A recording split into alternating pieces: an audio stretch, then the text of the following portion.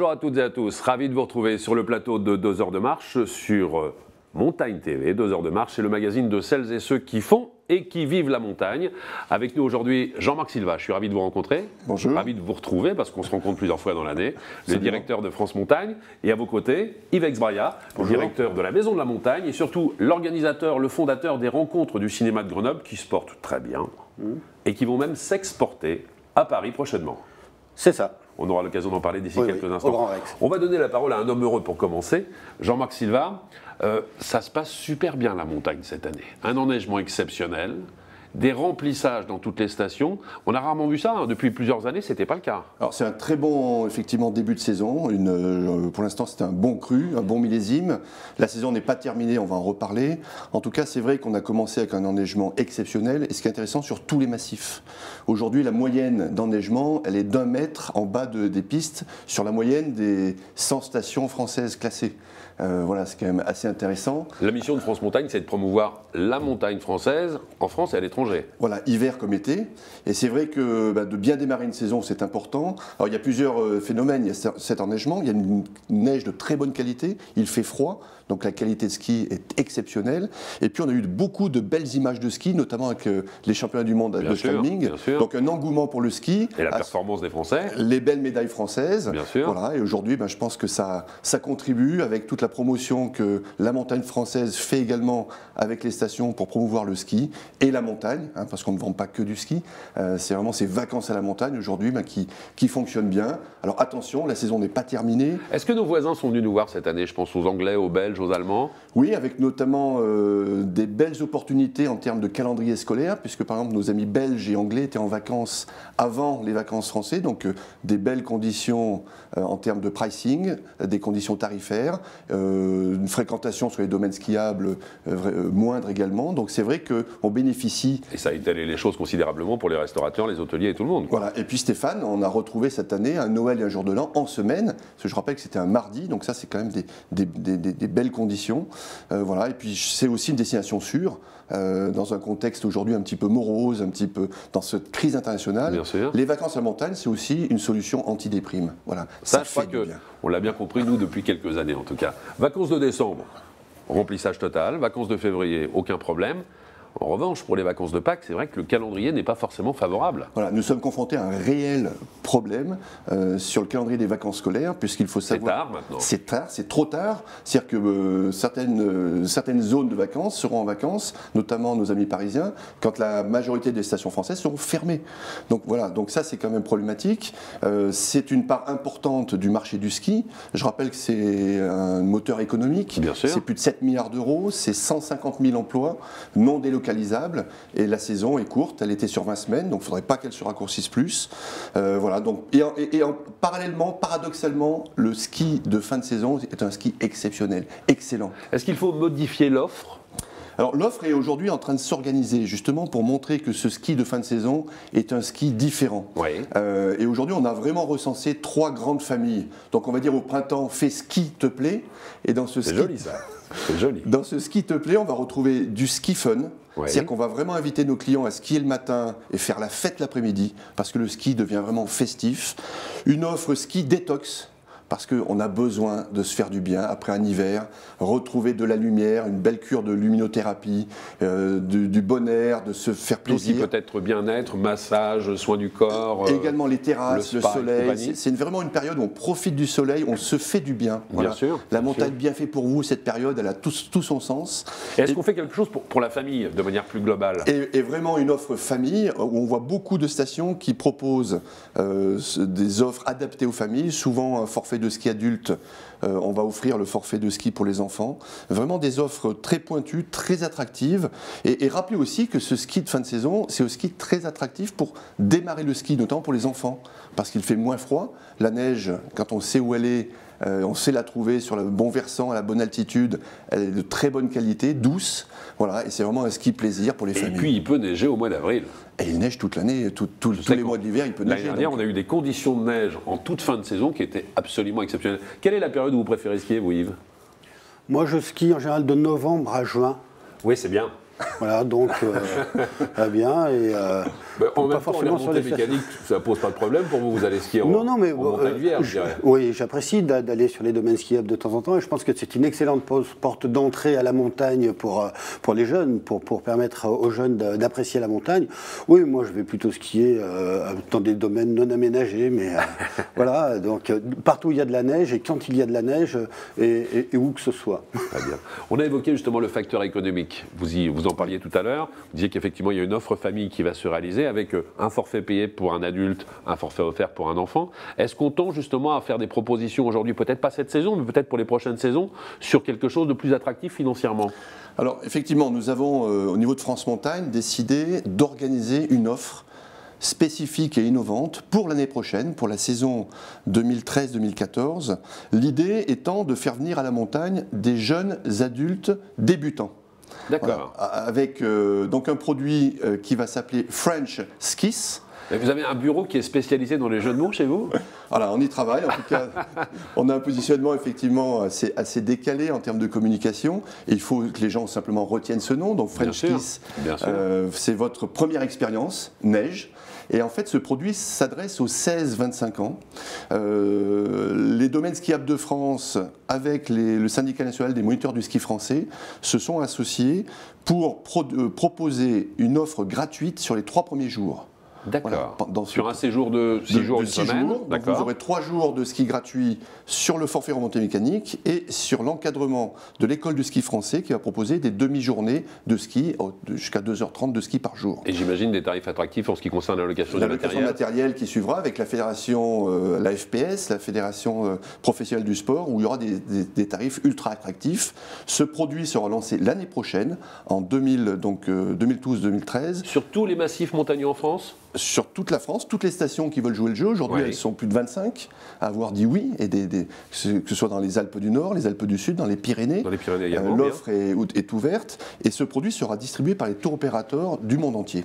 Voilà, c'est pas une offre franco-française, c'est une offre internationale et l'idée c'est vraiment de recruter des jeunes à la montagne parce que c'est notre avenir, c'est l'avenir de la montagne française et il faut aujourd'hui que cette passion du ski, on puisse la transmettre. Le prix peut être un frein, donc c'est vrai qu'avec une offre où on va être sur du moins 50% sur le forfait de ski, le cours de ski et des tarifs exceptionnels sur la location de matériel, ça peut être vraiment un produit très attractif, lancement l'année prochaine. Et est-ce que tout le personnel d'encadrement qui sera justement sur cette opération French Kiss va distiller un discours à la fois pédagogique, écologique, de sécurité également, pour justement profiter au maximum de la montagne dans les meilleures conditions et en toute sécurité? Oui Stéphane, parce qu'on s'adresse vraiment à des non-clients. Donc aujourd'hui, c'est de repartir à zéro, c'est d'expliquer tout l'intérêt et l'attractivité de la montagne. Voilà, et c'est un autre vocable. Les gens ne connaissent pas. Donc quand on ne connaît pas, mais il faut partir à zéro. Je crois que c'est important de tout réexpliquer et donner l'envie. Voilà, cette envie, parce que la montagne, c'est quand même absolument fabuleux, mais il faut transmettre. Il faut absolument transmettre. Donc cette offre a cette vocation. Voilà, c'est une première. Je pense que beaucoup de stations et beaucoup de tour opérateurs et d'intermédiaires seront intéressés pour le proposer. C'est vraiment un produit adapté, donc ça sera avec certaines contraintes. C'est hors vacances scolaires, après c'est l'exploitant qui décidera, pour les 16-25 ans. Voilà. D'accord. Et puis, ça va être une première au niveau national et relayée par France Montagne. Est-ce qu'il y avait déjà eu des expériences dans ce genre sur des petites stations, sur des petits domaines? Oui, il existe des expériences très intéressantes. Alors on peut voir l'initiative qu'avaient pris les Portes du Soleil avec un produit You Can Ski, vraiment un produit adapté soit 3 jours, soit 6 jours, mais dédié aux débutants, donc avec vraiment une pédagogie où tout va être expliqué, on repart de zéro. On emmène les clients vraiment skier sur des domaines sécurisés, des espaces débutants. C'est le moniteur du ski qui va remettre le forfait de ski à ses clients. Il y a tout un glossaire pour expliquer notre vocable familier pour nous, mais qui est nouveau pour les débutants, et rappeler qu'il n'y a pas d'âge pour démarrer le ski. Donc You Can Ski dans les Portes du Soleil. On a aussi une autre expérience qui s'appelle Easy Rider, sur les Trois-Vallées, où les Trois-Vallées, depuis 2 ans, ont choisi une famille et s'engager en une saison. Cette famille qui est absolument débutante, en faire une famille de skieurs à la fin de la saison. D'accord. Voilà, une belle expérience. Donc ils les ont fait revenir à plusieurs reprises. Plusieurs reprises, et à la fin de la saison, ils feront l'enduro des Trois-Vallées. Ah oui, c'est pas rien. Alors, Quand quand on part de zéro, ben, ça prouve qu'en une saison, on peut faire de vous des skieurs. Et ça se fait en France et en Angleterre. Et puis également un produit avec un tour opérateur Travel Factory cette année qui s'appelle Zéro sous ski. Oui. Voilà, et qui s'adresse pareil, c'est un peu un terrain expérientiel pour le French Kiss de l'année prochaine, qui s'adresse aux jeunes débutants. Voilà, Et avec peu de moyens financiers. Voilà, donc il faut qu'il y ait une offre attractive sur le plan financier, mais aussi sur le contenu, parce que quand on démarre, ben, c'est comme nous quand on va au bord de la mer, quand on est montagnard, ben, sur le bord de mer, on est... Il faut qu'on nous apprenne.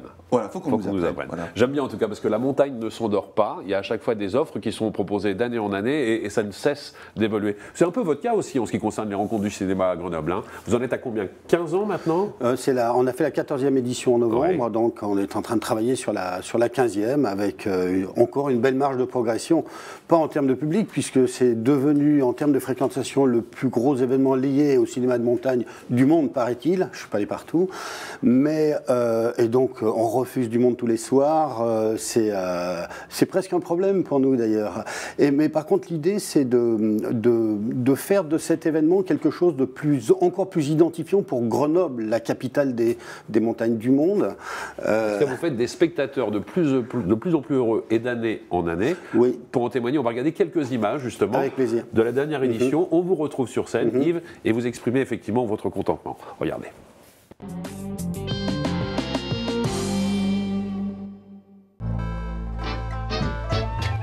Est-ce que c'est la première fois que vous venez aux rencontres du cinéma de montagne? C'est la première année que je viens, alors que ça fait 20 ans que j'habite à Grenoble. Deux. Deux fois? Ouais. C'est la première fois que vous venez aux rencontres? Non, c'est plusieurs fois. Chaque année, ouais. C'est pas la première fois. C'est la combienième? Moi, je sais pas, c'est incalculable le nombre. J'ai envie de voir des beaux films sur la montagne et Voir un peu tout ce qui se fait, quoi. voilà, tout simplement, découvrir. J'étais venu l'année dernière, ça m'avait bien plu. Puis c'est une bonne façon de présenter la montagne et de la faire découvrir un peu tout le monde. Qu'est-ce qui vous fait revenir aux rencontres? Ben, les belles images. Chaque année, ça ouvre à des nouvelles disciplines de la montagne, ça apporte une nouvelle vision sur les pratiques. Des super expériences de montagne, voilà. Et des gens intéressants. Merci beaucoup.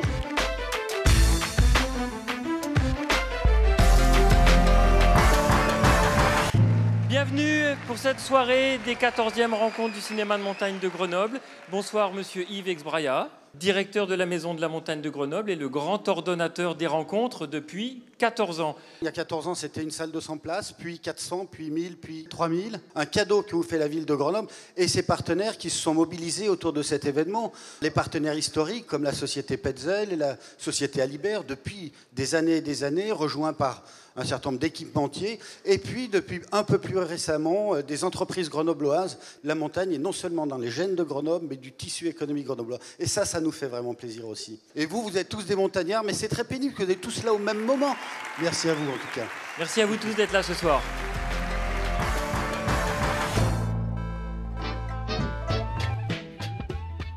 L'histoire du film, c'est mon histoire, donc je la connais bien. J'ai eu un accident en 2005 en ski de rando qui m'a laissé paraplégique. Après une période de rééducation, j'ai réappris le ski en station. Et rapidement, une bande de copains a voulu m'emmener refaire de la rando à ski en montagne. D'où est-ce qu'est venue l'idée de s'atteler comme ça, comme des chiens de traîneau pour tracter Nat en haut des pentes? L'idée, elle est venue des copains qui faisaient déjà de la montagne avec lui avant. Et il n'y a pas tellement d'autres moyens en fait de parcourir la montagne l'hiver. Si on veut le faire sans moyens mécaniques, c'est vraiment à la force des jambes avec la corde. En ski de rando, on fait des fois des conversions, nous on peut pas. Donc il a fallu qu'on adapte un petit peu les itinéraires et puis la technique. C'est pas toujours facile, notamment les dévers. Tu nous parles beaucoup de technique, mais j'imagine que c'est d'abord une énorme aventure humaine en fait cette histoire. Absolument, ouais. Il faut qu'il y ait assez de gens pour me tirer. Il faut au moins une dizaine de personnes. Donc moi ce que je trouve incroyable, c'est qu'il y a toujours, on arrive toujours à mobiliser assez de gens. Il y a ce noyau dur de copains, mais il y a aussi souvent des inconnus qui viennent parce qu'ils sont intéressés, ils sont interloqués. Par le fait d'ouvrir à tout le monde, il y a bien un message à faire passer, non? Oui, je pense que le message c'est, malgré un handicap, on peut encore arriver à trouver des solutions pour surmonter les difficultés. Et puis aussi, pour ma part, ce que je trouve important, c'est de montrer que moi, par moi-même, je ne pourrais rien faire. Donc j'ai besoin de gens qui acceptent de donner un peu de leur force pour me tirer en haut. Un public heureux et de 7 à 77 ans, il y a vraiment tous les âges qui sont représentés. Oui, il y a beaucoup de public familial, beaucoup de jeunes, des étudiants, des gens qui viennent à vélo. C'est invraisemblable. Le parc à vélo devant le summum, on ne sait pas où dire vous que vous êtes accrocher. dépassé par le succès maintenant quand même. Peut-être. Vous avez su le gérer.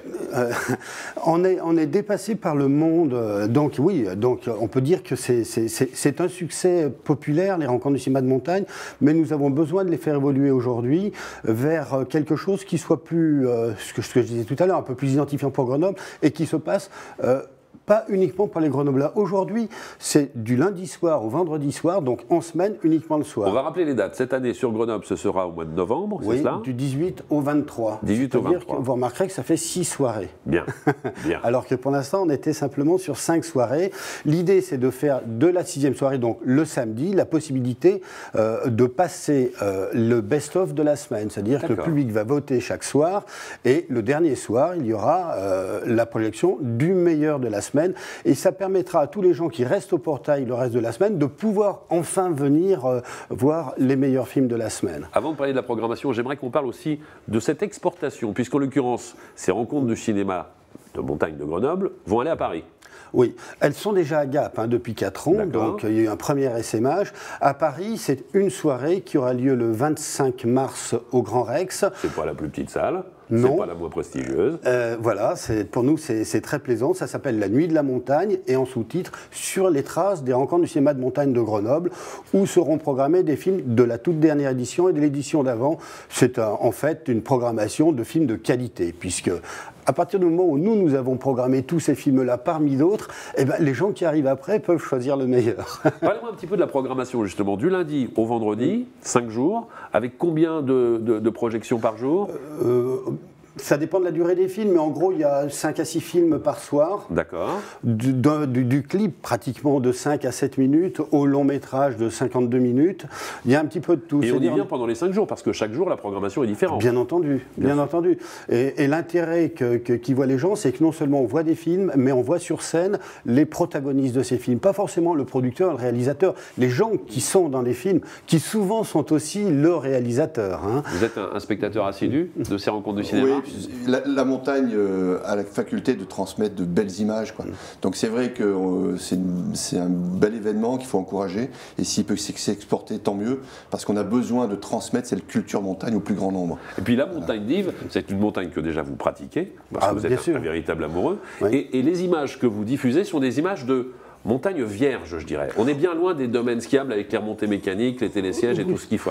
Oui, on est souvent loin. On est souvent loin aussi de Grenoble sur ces images, puisqu'il y a des images qui peuvent être locales, mais qui peuvent être aussi tournées dans le monde entier, partout où il y a de la montagne, et sur des pratiques très différentes, que ce soit du ski, de la montagne en hiver, la montagne en été, beaucoup d'alpinisme, de grimpe, et aussi du vol libre et des nouvelles pratiques, comme la highline. C'est quelque chose qu'on a découvert aux rencontres l'an dernier. Bien sûr, c'est ce fil que l'on tend entre deux pics montagneux et on se retrouve à plusieurs centaines de mètres parfois au-dessus du vide. Donc il y a des nouvelles pratiques qui émergent comme ça. C'est ce que disait d'ailleurs dans le reportage un des spectateurs. On vient découvrir de nouvelles pratiques. Récemment, effectivement, la Highland, on a découvert la wingsuit, qui est le la voile, la chauve-souris. Voilà, on vient aussi pour découvrir ces pratiques-là, mais pas seulement. On vient aussi entendre raconter de belles histoires. On vient rencontrer des peuples d'autres civilisations du monde. On va à la rencontre des gens.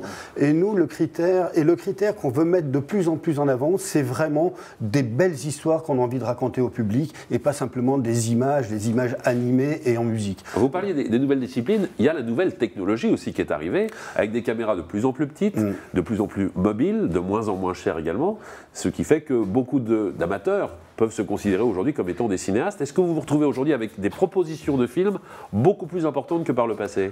Oui, mais en fait, on arrive à faire le tri très facilement, je dirais. Les bons films de montagne, ils sont pas si nombreux que ça. Et beaucoup de gens ont envie de montrer, mais ça, c'est un peu la tendance aujourd'hui. On est sur les réseaux sociaux, on discute de tout ce qu'on fait, etc. Là, c'est un peu la même tendance. On part en vacances avec une GoPro et on va montrer son film à ses copains et via les réseaux sociaux. Et on a envie aussi de les montrer au grand public. Bon, c'est sûr qu'on ne prend pas ça, quoi. On peut pas... Mais on fait très vite le tri, on discute avec les gens. Quand quelqu'un a un projet de film, souvent il vient nous voir et on sait d'abord, s'il y a derrière une histoire, si on sent qu'il n'y en a pas, on est capable aussi d'éconduire les gens. Et si on sent qu'il y a un potentiel, alors là, on peut encourager.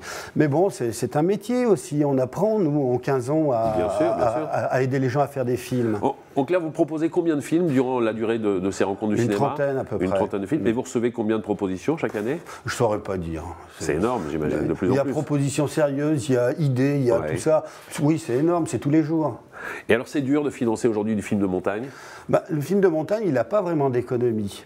Alors, il y a effectivement des télés qui achètent des films de montagne, comme la vôtre, TV, bien sûr. mais qui les achètent rarement au prix qu'ils coûtent. C'est une petite chaîne, monsieur. Oui, non, mais c'est pas la question. Ça a eu payé, je trouve que c'est très intéressant, précisément, que des chaînes comme la vôtre diffusent des films de montagne. Là, déjà, c'est un atout très important. Après, le financement des films de montagne, il ne se trouve pas à travers l'achat par les télés, ou à moins, sauf si toutes les télés faisaient comme Montagne TV et achètent des films de montagne, là, il y aurait peut-être de quoi les payer. En fait, ils doivent se payer à l'amont. Et là, soit c'est des films payés par les marques, bon, on a parlé de Petzl ou de Millet ou de la Fuma, etc., qui peuvent payer des réalisateurs pour faire des films. Mais ça devient quelque part un peu des films publicitaires. Et si on veut vraiment encourager le cinéma indépendant, alors là, il faut trouver des moyens. C'est un petit peu pour ça que nous avons permis la création du fonds d'aide au cinéma de montagne, le FODACIM. Ça s'appelle le FODACIM, c'est cela? Voilà, donc. Ça a été mis en place il y a combien de temps maintenant? Ça fait à peu près 2 ans maintenant. 2 ans. Alors vous disiez sur Grenoble, vous avez effectivement beaucoup de partenaires maintenant, y compris des petites et moyennes entreprises du bassin, qui deviennent partenaires de votre festival, de ces rencontres du cinéma. Est-ce que, de la même manière, ces entreprises viennent financer du film de montagne? Alors pas encore, disons qu'on essaie d'avoir... Il faut élargir l'horizon. Oui, il faut y aller doucement. Et puis on ne peut pas non plus, techniquement, il n'y a que des bénévoles au FODACIM, il n'y a personne qui travaille au FODACIM.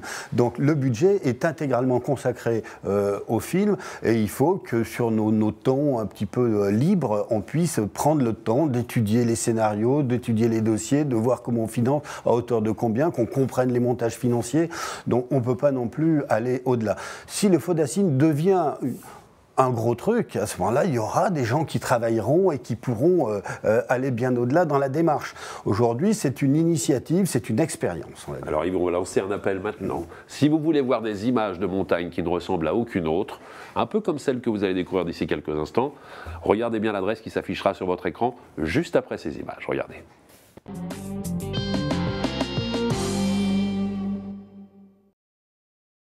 Mais nous on fait quand est-ce qu'on fait une expo? Je sais pas mon gars. Pas trop loin là. Ce serait bien qu'on parte. Ah ouais, pas trop loin.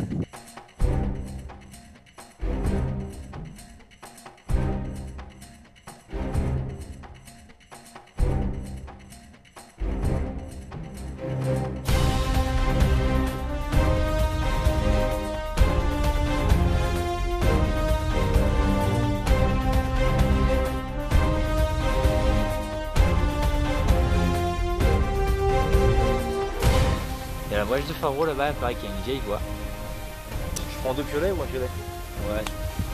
Allez, file! File devant là! Bravo gars! Super! T'as un côté anglais un peu, hein? C'est pas monsieur.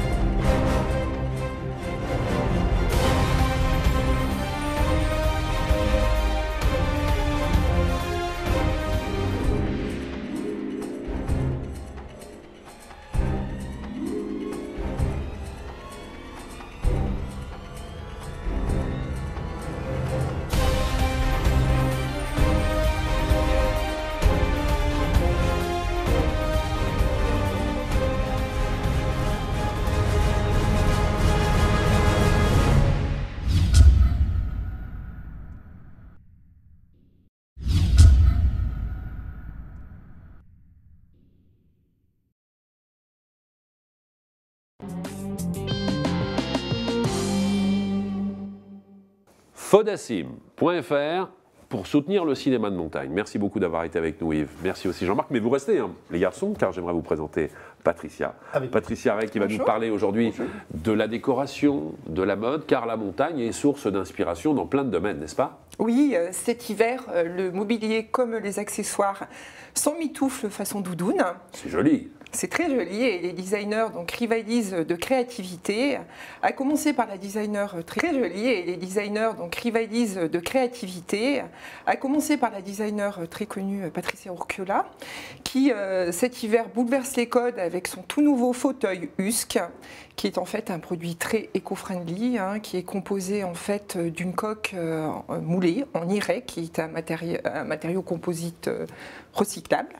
Et en fait, cette coque sert d'écrin à une assise et un dossier recouvert d'un tissu totalement matelassé. Le tissu doudoune, ça veut dire que c'est quoi? C'est confortable et c'est chaud en même temps? Exactement, et c'est hyper moelleux, on ne sort plus du fauteuil. L'essayer, c'est l'adopter, quoi, c'est ça? L'essayer, c'est l'adopter. Et en fait, donc, cette coque repose sur un piétement qui, à l'envie, est soit du bois, soit de l'acier, et qui peut effectivement changer de couleur, blanc, vert, rouge, selon son intérieur. Il y a la version fauteuil, il y a la version canapé aussi. Oui, oui, tout à fait. Donc Inga Sempe, une créatrice du Nord, a imaginé pour Ligne Rosée un canapé tout à fait exceptionnel, hein, qui se remarque par son matelassage, qui est donc la signature de cette créatrice. Très connue pour ça, en fait, elle a adopté une étoffe roissée, plissée, qui est absolument magnifique. Et cette étoffe, donc ce matelassage, repose sur une structure très rectiligne, très épurée, comme on peut les trouver dans les pays du Nord.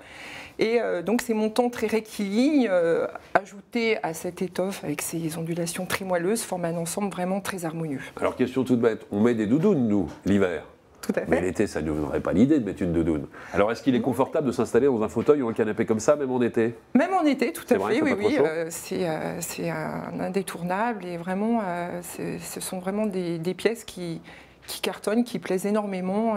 Ce sont des pièces un peu haut de gamme. Il y a même des plaids qui ont été réalisés, mais qui sont très chers aussi. Oui, oui, tout à fait. Comme Society qui a édité un plaid beau, qui est absolument magnifique, qui est un incontournable dans sa catégorie et même, bon, très luxe, hein, une version très luxe, puisqu'en fait ce plaid est entièrement réalisé à partir de duvet de canard et entièrement cousu main pour définition absolument parfaite. Bon, c'est limite pièce de collection, quoi. Oui, le prix. Je verrais bien ça dans les refuges du CAF, ce serait vraiment confortable. Ah, il faut y penser, oui, il faut leur suggérer tout bien à fait. Bien sûr, avec les grosses chaussures et tout, ça, il va rester parfait le plaid. Il va rester parfait. Presque 1000 € pièce, il faut le savoir, mais bon, ils vous feront peut-être. Oui, mais ceci étant, vous avez dans votre petit panier des choses beaucoup plus accessibles. Exactement, exactement. Alors là, tout à fait. On a donc Béatrice Le Duc qui a imaginé, qui a une idée ingénieuse, hein, qui a revisité la bonne vieille bouillotte de nos grands-mères. Ça, c'est vendu à quel prix, ça, à peu près, Patricia? Écoutez, c'est un peu variable, mais les prix commencent à 39 € jusqu'à à peu près 79 €, donc ça reste... Ça va devenir un incontournable. On aura forcément sa bouillotte à la maison maintenant. Ça marche très très fort. Donc elles sont, alors ces bouillottes sont à la fois ethniques, classiques, très tendance humoristique. Et elle a imaginé des cache-bouillottes dans toutes sortes de tissus. Alors ici, on a une version fausse fourrure pour monsieur. En rose, plus pour madame, mais bon, ça dépend les goûts de chacun. Peut-être que monsieur préfère en rose. C'est bien aussi. Et puis, je pense que Jean-Marc préférera le chanson de Depardieu. Oui, oui, alors ça, c'est juste incroyable. En fait, elle a imaginé avec le créateur des Charentaises, hein, elle ressemble comme deux gouttes d'eau, mais version bouillotte. Et oui, d'ailleurs, ce serait bien que vous l'essayiez. Mais je le ramène à la maison, je le ramène à la maison. Bien, parce que je suis sûre que vous allez adorer. Alors, juste à côté de la table, vous avez ramené également 2 petits sacs. Je fais un peu vite, Patricia, parce qu'il va falloir que l'on conclue l'émission après. Donc, j'ai 2 petits sacs. Alors, c'est un incontournable, un Moon Boot. Tout le monde connaît Moon Boot, la marque, qui est vintage, mais alors, qui fait un carton. Et qui, là, vient de lancer une collection de sacs absolument incroyable, toute nouvelle. Donc, celui-ci qui s'appelle le Double Bag et qui est entièrement réversible, hein, donc qui est un produit incontournable qu'on trouve dans les magasins à partir de 150 € et voilà qui peut se retourner. Celui-là, une version un peu plus citadine dont les anses sont amovibles. On pourra retrouver sur le site internet de la chaîne et de l'émission toutes les informations concernant les prix, les distributeurs, etc., etc. Tout à fait. À l'intérieur, il y a même une petite chaufferette pour les mains, c'est super.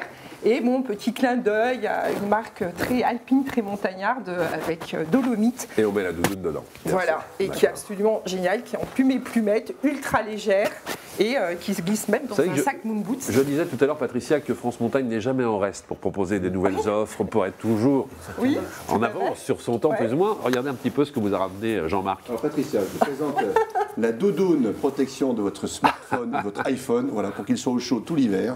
Voilà, donc en duvet, voilà, en doudoune, la vraie doudoune que je suis heureux de vous offrir. Comme on dit souvent, Jean-Marc, hein, inutile donc forcément indispensable. Ça, après ça. Oui. Merci mille fois en tout cas. Cordonnier au sac Moon Boot. Merci Patricia. Je vais vous demander un service. Est-ce que vous pouvez mettre le sac un peu plus bas? Bien sûr. Parce que comme ça libère l'angle de la caméra. C'est très gentil.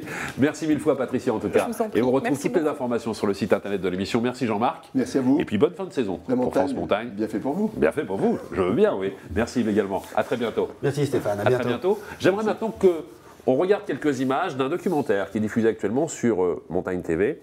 J'ai eu un coup de cœur pour ce personnage et pour l'histoire de la famille. Vous connaissez ce distributeur de matériel de sport, ce vieux monsieur avec la barbe blanche, avec son sac à dos, sa petite canne qui arpente les montagnes. Vous voyez de qui je veux parler. Tout à fait. C'est toute l'histoire de la famille Rortet, de Rortet que l'on va découvrir maintenant. Voici quelques images et à très bientôt sur Montagne TV. Au revoir.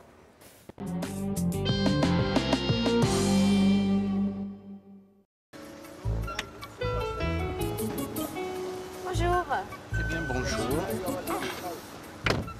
Ça va? Ah oui, oui. Je vais toujours bien, c'est un principe. Mais même quand je ne vais pas bien, je vais toujours bien. Bon, on va où alors? Eh bien, on va au Vieux-Campeur. Vieux-Campeur? Oui. Oui, cette entreprise, c'est le Vieux-Campeur. Ma mission, car je l'ai acceptée, comprendre l'homme et découvrir son secret, le moteur de sa réussite.